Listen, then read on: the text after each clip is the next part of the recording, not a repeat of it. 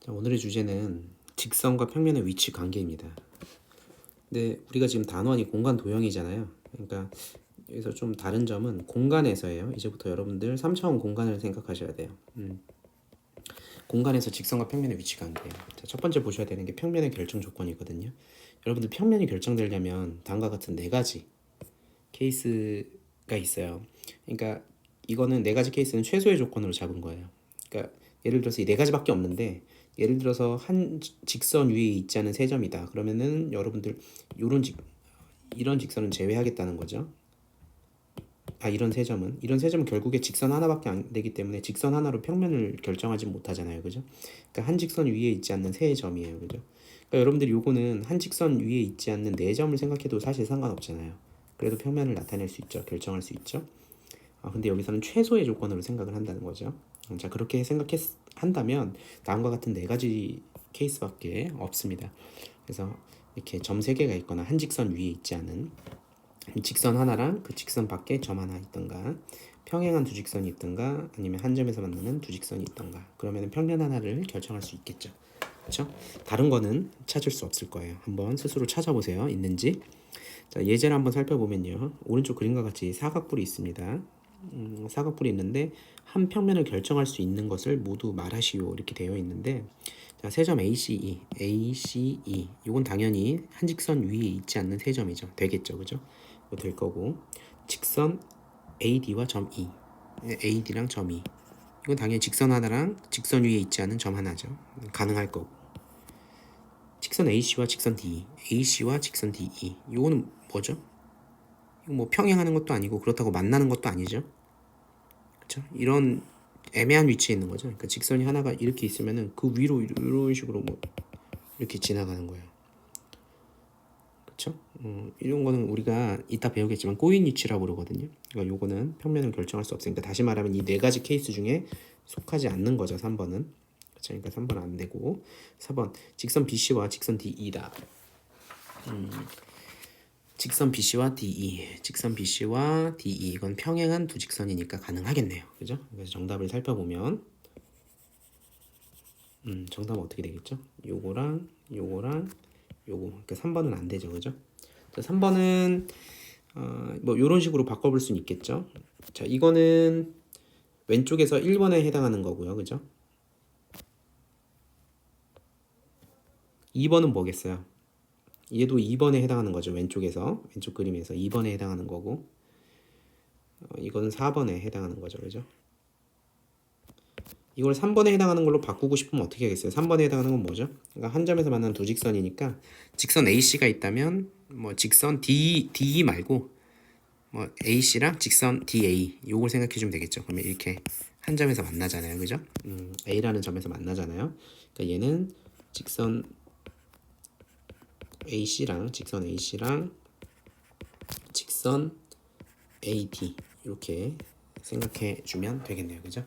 이걸 이렇게 바꿀 수가 있겠습니다. 얘를 이런 식으로 바꿀 수가 있겠죠.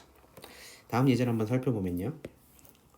여기서 이 A, B라는 직선하고 만나는 직선은 지금 파란색 직선들 요거 이렇게 있는 거고요. AD를 포함하는 평면이 있겠죠. 그러면 이쪽 평면 하나 생각할 수 있겠죠.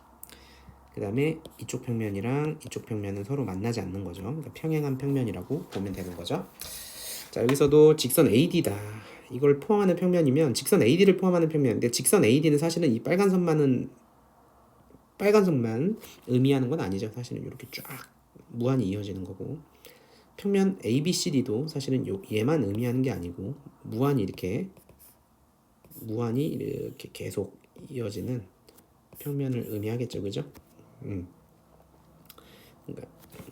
이 정도면 될 것 같고, 자, 그 다음에 중요한 겁니다. 공간에서 직선 평면의 위치 관계인데요. 첫 번째, 공간에서 두 직선의 위치 관계는 이 세 가지밖에 없어요. 여러분 또 생각해 보세요. 집에 와서 이 말고 또 다른 게 있는지 잠깐 생각해 보시면 이거밖에 없다는 걸 알게 될 거예요. 자, 일단은 두 직선이 한 평면 위에 있을 수가 없을 수 있고, 한 평면 위에 있을 수 있겠죠. 그죠?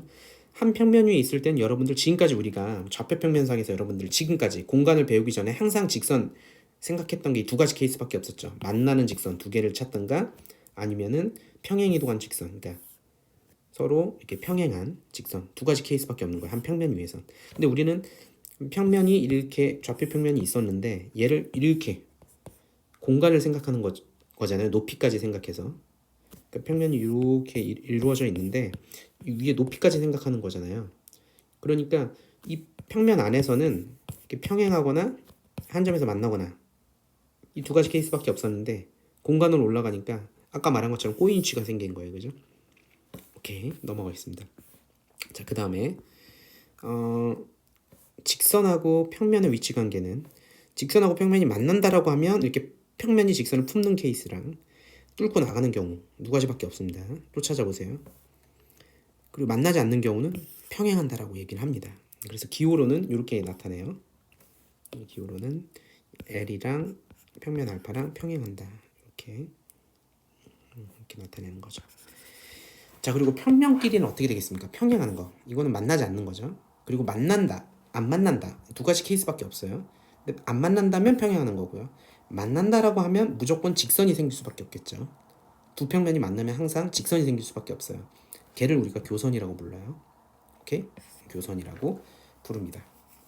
평면도 평행할 때는 이렇게 두 줄을 그어서 표현합니다. 자, 그럼 이 세 가지의 지식을 가지고 여러분들 다음 나오는 예제들을 증명해 볼 건데, 뭐 이 증명 자체가 뭐 시험 문제나 이런 데서 되게 중요한 건 아니지만 우리가 그래도 기하학을 배우는 거니까 기하학적으로 증명하는 거를 좀 맛보기로 조금만 연습해 보도록 하겠습니다. 자, 여기서 보면 간단한 것부터 한번 살펴보도록 하죠. 지금 평면 알파가 있고요. 평면 알파랑 평행한 직선 L이 있어요. 그러니까 서로 만나지 않는 거죠. 자, 그랬을 때 L을 포함하는 평면이 또 하나 있는데 그 평면 베타라 그럴게요. 그 베타가 또 알파랑 만난대요. 그럼 만나면 교선이 생기겠죠. 그러면 그렇게 됐을 때 이 교선하고 원래 있던 직선 L은 평행할 수밖에 없다. 그걸 보이라는 거예요.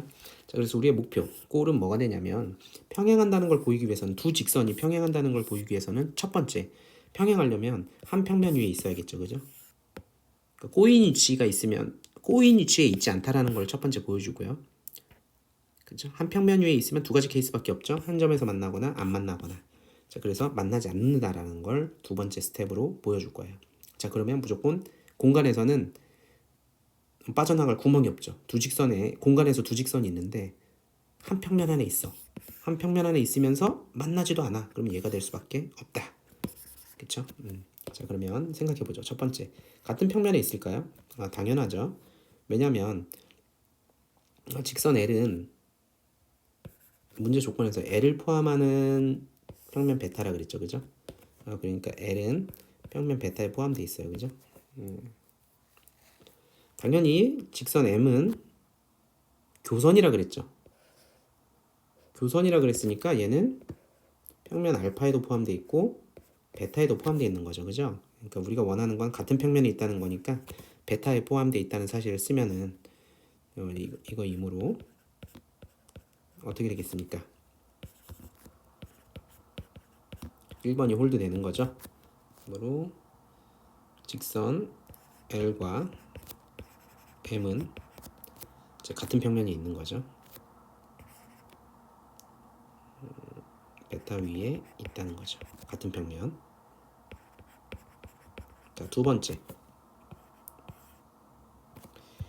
번째는 만나지 않는다라는 걸 보여줘야 되는데 이거 당연한 게 뭐냐면은 지금 L은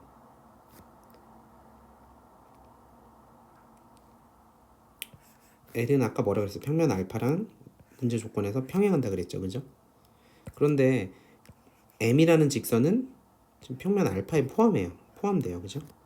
근데 무슨 얘기예요? 이 알파에 포함되지 않는 거, 그러니까 얘랑 평행한 직선 L이 있는데 직선 M은 이 알파에 포함돼요. 그러니까 그림에서 보는 거랑 똑같죠. 그러니까 M이라는 직선은 평면 알파에 포함되는데 이 평면 알파 바깥에 직선 L이 있어요. 그러니까 따라서 L하고 직선 M은 공통된 부분이 있겠어요, 없겠어요?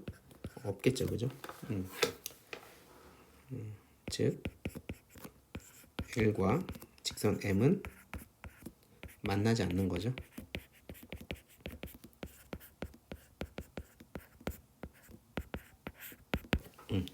끝났죠. 다음 예제로 넘어갈게요. 평행한 평면 두 개의 알파, 베타가 있어요. 근데 새로운 평면 감마라는 애가 알파랑도 만나고 베타랑도 만난대요. 그러면 당연히 여러분들 알파랑 만나서 생기는 게 교선이 생기겠죠, 무조건. 평면이 만날 때는 교선이 생기니까 무조건.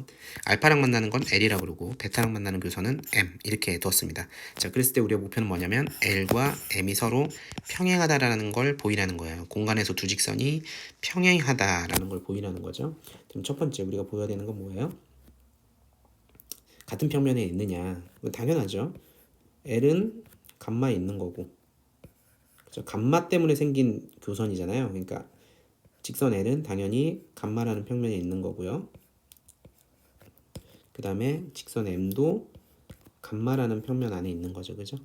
그러니까 따라서 직선 L과 M은 같은 평면이죠, 그죠? 같은 평면 감마 위에 있는 거죠. 뭐 안에 있다, 위에 있다, 뭐 상관없겠네요. 자, 두 번째, 당연히 L은 현재 어디에 속합니까? 평면 알파에 속하고 L은 평면 베타에 M은 평면 베타에 속하는데 알파랑 베타는 서로 평행하니까 교집합이 없죠, 그죠?